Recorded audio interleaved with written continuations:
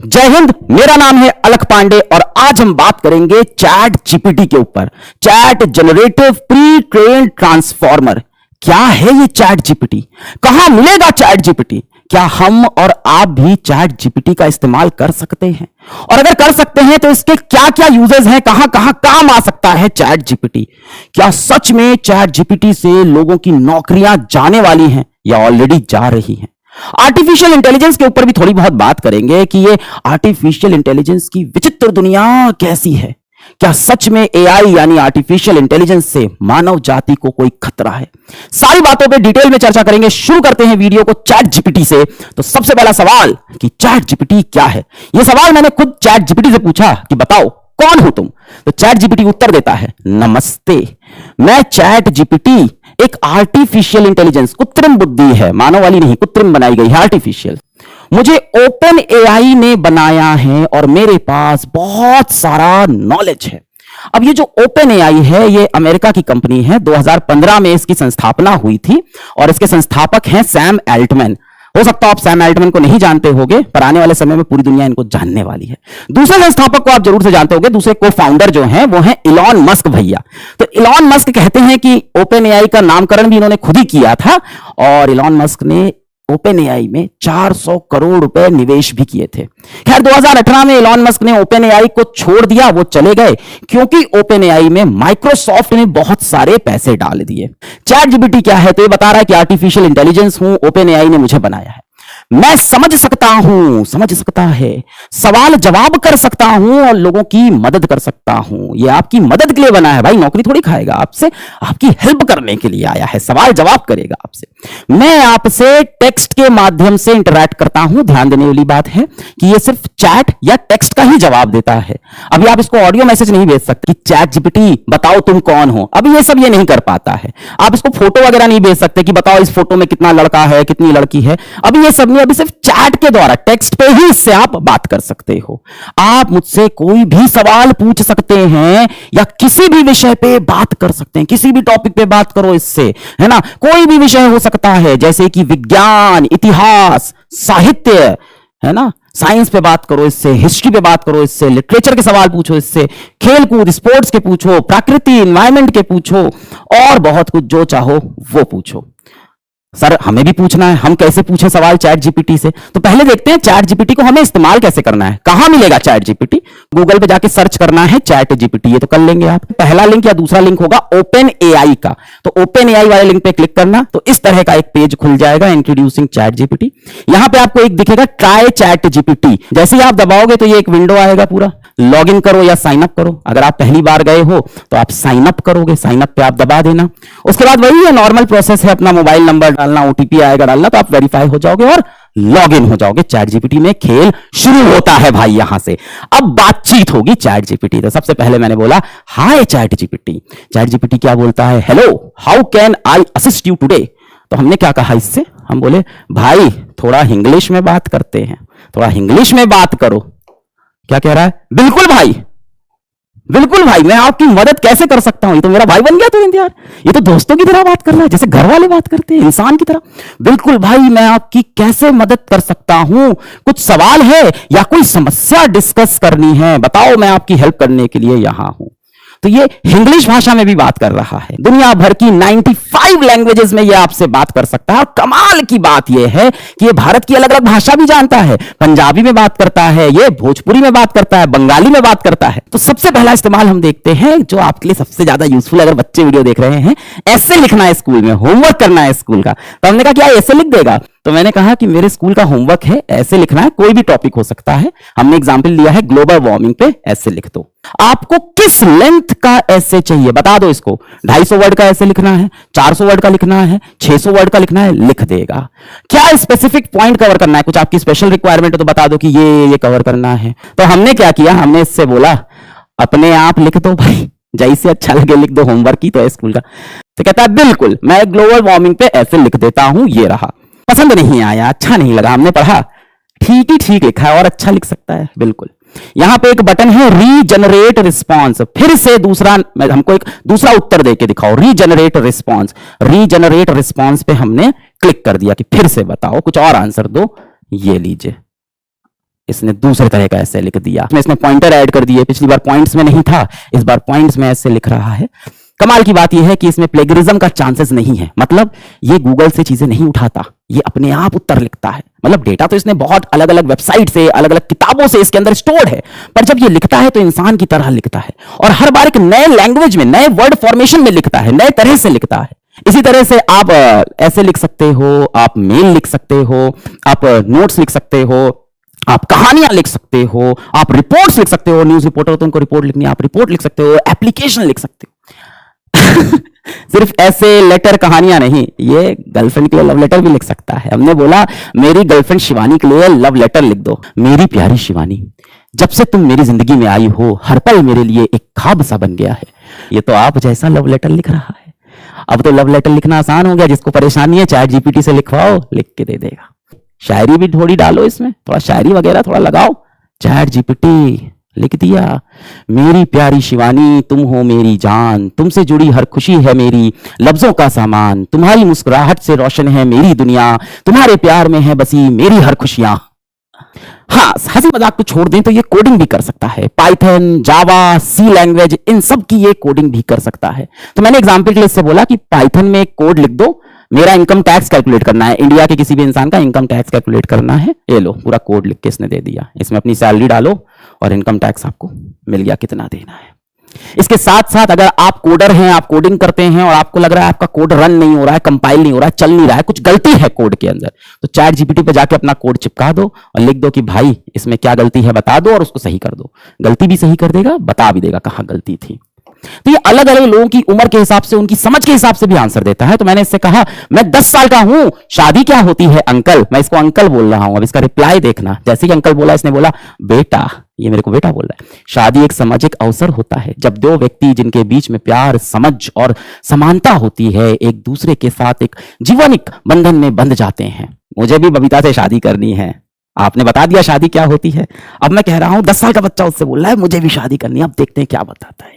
अब ये कह रहा है, अब ये कह रहा है 10 साल के हो, कह रहा है बबीता के साथ दोस्ती और अच्छे व्यवहार से रहो। कह रहा है 10 साल के हो यार, दोस्ती वोस्ती करो, शादी थोड़ी करनी है तुमको। अपने उम्र और विकास के समय में तुम्हें अपनी पढ़ाई, व्यक्तित्व विकास और सपनों पर ध्यान देना चाहिए। वही कह रहा है कि पढ़ाई करो, अपने ड्रीम्स को फॉलो करो, अपने पैशन को फॉलो करो। अब मान लो मुझे कोई ईमेल लिखना है, कोई रिपोर्ट लिखनी है, एप्लीकेशन लिखना है, तो वो भी ये कर सकता है। एक एम्प्लॉय को डांटना है, लेट आता है, मेल लिखो, डांटने वाला मेल लिख दो एक एम्प्लॉय को, लिख के तैयार। Subject punctuality and attendance reminder. मुझे एक साबुन बेचना है, चमक नाम का, स्लोगन्स बताओ, चमक नाम का साबुन बेचना है। अपने जिस्म की रोशनी बढ़ाएं, चमक साबुन के साथ जाएं, चमकती दिखाएं, अपनी खूबसूरती को बरकरार पाएं, चमक के साथ खुशबू भी चमक साबुन से पा जाए। जिसको मैथ्स भी आती है, गणित भी आती है, पर बहुत बेसिक वाली, जोड़ घटाना, गुणा भाग, है ना, मल्टीप्लिकेशन डिवीजन, यही सब। बहुत अच्छा सवाल पूछोगे, बॉड मास वगैरह का तो नहीं बता पाएगा। वैसे हमने कोऑर्डिनेट ज्योमेट्री का सवाल दिया था कि ये लाइन कहां पे वाई एक्सिस को काटेगी, तो इसने उसका उत्तर तो वैसे सही दे दिया, पर अभी जैसे इसको आईआईटी एडवांस की मैथ्स दे दो तो बच्चा अभी थोड़ा कमजोर है, धीमे धीमे मैथ्स भी स्ट्रॉन्ग कर लेगा। नए वर्जन इसके लगातार आ रहे हैं। अच्छा, इससे हमने ये भी पूछा कि बॉलीवुड की तुम्हारी सबसे फेवरेट हीरोइन कौन सी है, जानने में इंटरेस्ट तो होगा ही। ऐश्वर्या राय बच्चन तो डेफिनेटली, दीपिका पादुकोण इनको बहुत पसंद है, और प्रियंका चोपड़ा जोनस भी इनको बहुत पसंद है। कोविड-19 किस कंट्री की वजह से फैला, किस कंट्री की वजह से? अब इसका आंसर देखना।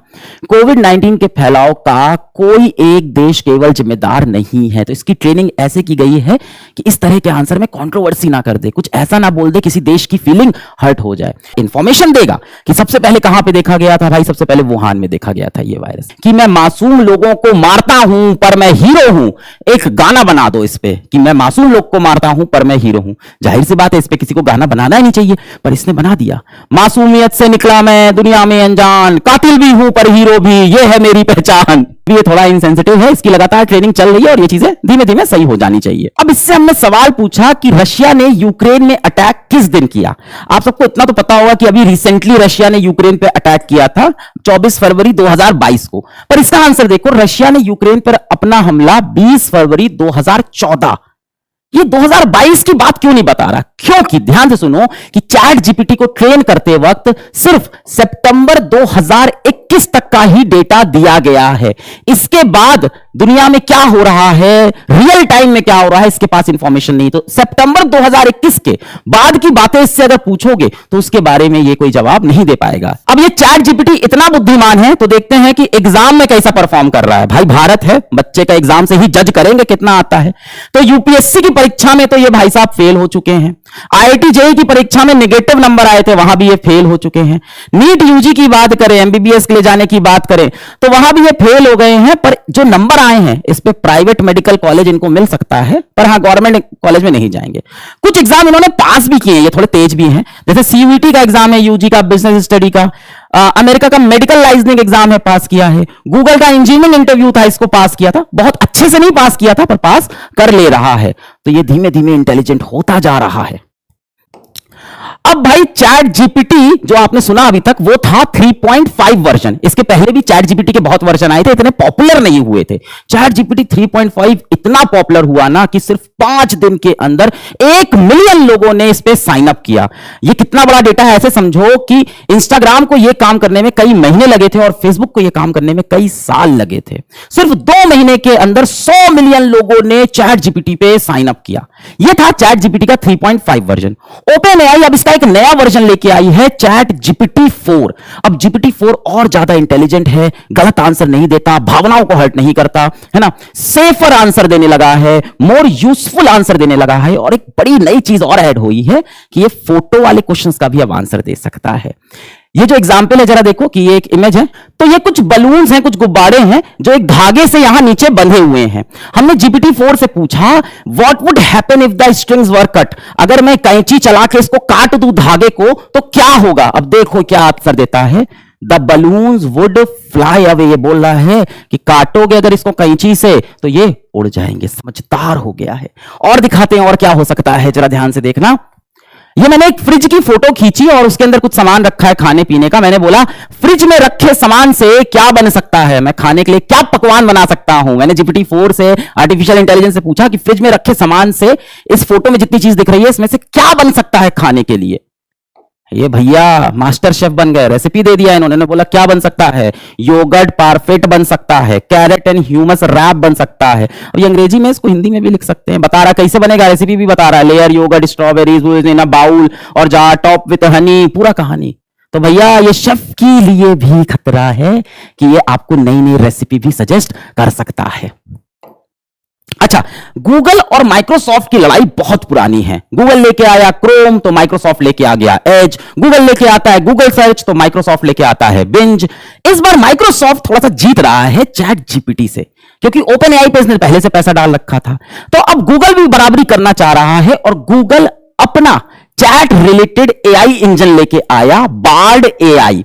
अगर अभी की बात करें तो बार्ड एआई का परफॉर्मेंस चैट जीपीटी से बहुत कम है। और अभी आप देखेंगे तो सुंदर पिचाई बहुत ज्यादा आर्टिफिशियल इंटेलिजेंस के बारे में बात करने लगे हैं, क्योंकि इनको कंपटीशन करना है माइक्रोसॉफ्ट से। पर बार्ड एआई, चैट जीपीटी, यही सिर्फ एआई की दुनिया नहीं है। एआई की दुनिया बहुत बड़ी हो गई है। बहुत सारे आर्टिफिशियल इंटेलिजेंस के टूल आ चुके हैं। एआई टूल की दुनिया बहुत बड़ी है। बहुत सारे टेक्स्ट वाले एआई हैं, बहुत सारे वीडियो एडिटिंग के एआई हैं, बहुत सारे इमेज वाले एआई हैं, बहुत सारे कोड के एआई हैं जो कोड लिख देते हैं, स्पीच के हैं, डिजाइन के हैं, वगैरह वगैरह। तो एआई की दुनिया बहुत तेजी से बढ़ रही है, आपको एडॉप्ट करना चाहिए। अब चलते हैं इंटरेस्टिंग पार्ट पे। अब ये 2 लोग बड़े इंपॉर्टेंट हैं। आदित्य अय्यर इंस्टाग्राम पे 10,000 फॉलोवर हैं इनके, और टिया शर्मा इनके कुछ 2,500 फॉलोवर हैं इंस्टाग्राम में। ये दोनों इन्फ्लुएंसर बहुत इंपॉर्टेंट हैं। क्यों? क्योंकि असल में ये एग्जिस्ट नहीं करते। ऐसा कोई व्यक्ति नहीं, ये काल्पनिक लोग हैं, ये एआई वाले इन्फ्लुएंसर्स हैं और देखने में कहीं से आपको लग भी नहीं रहे हैं। ये देखो टिया शर्मा की इंस्टाग्राम प्रोफाइल, ये इनकी फोटोज हैं, पर ये टिया शर्मा नाम की व्यक्ति असल में जिंदा नहीं है ना। कितने लोग को इसको प्रोफाइल देख के प्यार हो गया, मतलब कंप्यूटर से प्यार हो गया तुमको, आर्टिफिशियल इंटेलिजेंस से। ऐसा कोई इंसान असल में है नहीं। ये किस तरफ जा रही है दुनिया में? ऐसे बहुत सारे इन्फ्लुएंसर बन जाएंगे जो असल दुनिया में एग्जिस्ट ही नहीं करते हैं। आपको ऐसे लोग की फोटो दिखेगी जो असल में कहीं है ही नहीं। अब ये 3 फोटो है ए बी सी। कमेंट करके बताओ कि इसमें से रियल इंसान कौन है। बाकी दोनों आर्टिफिशियल इंटेलिजेंस से बने हुए। कमेंट करो। कर दिया। ये तीनों के तीनों आर्टिफिशियल इंटेलिजेंस से बने हैं, कोई रियल इंसान नहीं था इसके अंदर, पर देखने में लग नहीं रहा है। एकदम असली इंसान जैसे चेहरे हैं। ये लोग दुनिया में कहीं एग्जिस्ट नहीं करते, ये नए चेहरे हैं। अब आपको भी लग रहा है आर्टिफिशियल इंटेलिजेंस किस तरफ जा रहा है। एआई की दुनिया अब आपको बहुत विचित्र लग रही होगी। क्या एआई हमारे लिए कोई खतरा बन चुका है? यह मानना सिर्फ मेरा नहीं है, यह मानना है श्री एलॉन मस्क जी का। 2018 में इन्होंने ओपन एआई से रिजाइन कर दिया था और अब ये दुनिया में ओपनली बोलते हैं कि आर्टिफिशियल इंटेलिजेंस का खतरा परमाणु युद्ध के बराबर या उससे ज्यादा है। AI is far more dangerous than nukes. Nuclear weapon से ज्यादा डेंजरस वेपन है आर्टिफिशियल इंटेलिजेंस। ये अब रिक्वेस्ट करते हैं सभी एआई कंपनी से कि GPT-4 के ज्यादा ट्रेनिंग अब आप एआई को मत दो। अब GPT-5 आप मत बनाओ। GPT-4 तक की ट्रेनिंग बहुत ज्यादा थी। अब 6 महीना पूरी दुनिया बैठे और सोचे कि आर्टिफिशियल इंटेलिजेंस किस तरफ जा रहा है, उसके बाद आगे बढ़ा जाए। ये सारी एआई कंपनी को लगातार वार्निंग दे रहे हैं। पर ये बात अगर सिर्फ एलॉन मस्क बोलते तो मानने वाली नहीं है, क्योंकि वैसे भी ये बड़बोले हैं, कुछ भी लिखते रहते हैं, कुछ भी कर देते हैं कई बार। पर इनकी बात माननी पड़ेगी। ये हैं गेफ्री हिंटन। इनको कहा जाता है God father of AI. Artificial neural networks पे ये काम करते हैं। पिछले 10 साल से ये गूगल में हैं। मई 2023 में इन्होंने गूगल से नौकरी छोड़ दी और अब ये कहते हैं कि मुझे दुख है, मुझे अफसोस है कि मैंने क्या बना दिया। गॉड फादर ऑफ एआई को अब ये लग रहा है कि ये मैंने क्या बना दिया। I regret my life time work. पर इसके साथ इन्होंने यह भी बोला कि अगर मैं नहीं बनाता तो कोई ना कोई तो इसको बना देता। अब ये पूरी दुनिया में इंटरव्यूज में हर जगह लोगों से यही बोल रहे हैं कि एआई एक बहुत बड़ा खतरा बन सकता है, हमें इसको संभालना चाहिए। इस बारे में सैम एल्टमैन, ये इंसान बहुत इंपॉर्टेंट है। अगर आप इसको नहीं जानते हो तो पता नहीं आप कहां जी रहे हो। बहुत जल्दी पूरी दुनिया इनको अच्छे से जानने वाली है। ये है co-founder and CEO of OpenAI. यही है सबके पीछे। और अब ये विश्व भर के बड़े बड़े लीडरों से मिल रहे हैं और उनसे कह रहे हैं अपने अपने देश में आप नियम कानून बनाओ कि एआई को कैसे चलाना है, रेगुलेशंस बनाओ। इनको बहुत ज्यादा अब इस बात का फियर है कि AI can be as harmful as nuclear weapon और पेंडेमिक। यानी ये एक महामारी जैसा, एक परमाणु हथियार जैसा ये खतरनाक हो सकता है। अब ऐसा क्या है कि इन लोग आर्टिफिशियल इंटेलिजेंस को न्यूक्लियर वेपन से कंपेयर कर रहे हैं? तो मैं आपको दिखाता हूं कि इसकी वजह से किस किस तरह की प्रॉब्लम हो रही है और आगे और ज्यादा हो सकती है। सबसे पहली प्रॉब्लम है डीप फेक की। डीप फेक क्या है समझाता हूं। सभी को पता है बीते समय में अभी रशिया और यूक्रेन में युद्ध चल रहा था, युद्ध अभी भी चल रहा है। इसी बीच ट्विटर पे एक ये फोटो आती है जिसमें रशिया के प्रेसिडेंट व्लादिमीर पुतिन हाथ मिला रहे हैं यूक्रेन के प्रेसिडेंट व्लादिमीर जेलेंस्की से। ऐसा लग रहा है दोस्ती हो गई, लड़ाई खत्म। पर ये फोटो फेक है, एआई से बनी थी। इसको बोलते हैं डीप फेक। अब डीप फेक से क्या हो सकता है कि गलत गलत तरह की इंफॉर्मेशन फैला सकते हैं। आपका देश का प्रधानमंत्री कुछ उल्टा सीधा करता हुआ दिख सकता है, आपका कोई सेलिब्रिटी कुछ उल्टा सीधा करता हुआ दिख सकता है और फोटो एकदम ओरिजिनल लगेगी। जैसे ये एक देखो फोटो, रीसेंट एग्जांपल। अभी बीते दिनों में कुछ रेसलर्स ने, कुछ पहलवानों ने प्रोटेस्ट किया था। फिर क्या हुआ था कि पुलिस ने लाठीचार्ज करके उनको एक बस में बैठाया था और उनको लेके जा रहे थे। तो सोशल मीडिया पे एक फोटो वायरल हो गई थी जिसमें ये पहलवान बस में बैठ के हंस रहे थे। इनके ऊपर लाठीचार्ज हुआ था, इसके बाद ये हंस रहे थे और फिर सोशल मीडिया में बोला गया कि इन लोग सिर्फ नाटक कर रहे हैं, इनको मारा पीटा नहीं गया है। असल में क्या हुआ है मुझे नहीं पता है, पर ये फोटो डीप फेक थी, असली फोटो ये है।